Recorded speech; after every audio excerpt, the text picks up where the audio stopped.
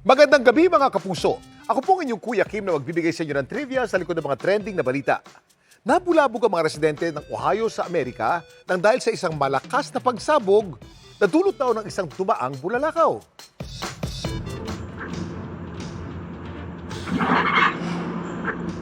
Ito ang pagsabog na narinig at yumanig sa mga kabahayan sa Ohio sa Amerika nitong Martes.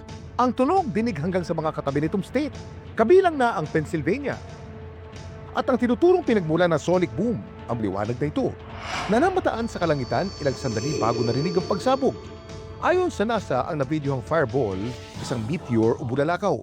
Ang bulalakaw na bumubulusok sa bilis na 45,000 miles per hour. Pumasok sa atmosphere ng Earth bandang alas 9 ng umaga sa Ohio. Una itong namataan malapit sa Lake Erie, bago tutuluyang sumabog sa kalangitan ng Valley City. Dagdag ng NASA, tinatayang nasa 6 na talampakan daw ang lapad ng naturang asteroid. 7 tonelada naman ang bigat. Gayunman, may tuturing pa rin daw itong small asteroid. Malayo-malayo ito kung ikukumpara sa pinakamalaking asteroid sa ating solar system. Anong asteroid ito?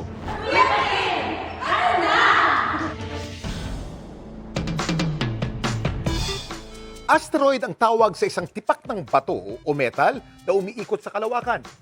Ang pinakamalaki sa mga ito, ang asteroid na kung tawagin ay Vesta. Ang diameter nito ay humigit kumulang 530 kilometers. Saan naman matatagpuan ang Vesta? Ito umiikot-ikot lang sa asteroid belt o yung parte ng ating solar system na nasa pagitan ng Mars at Jupiter. Samantala, para malaman ng trivia sa likod ng viral na balita, i-post o i-comment lang, #Kuya Kim! Ano na?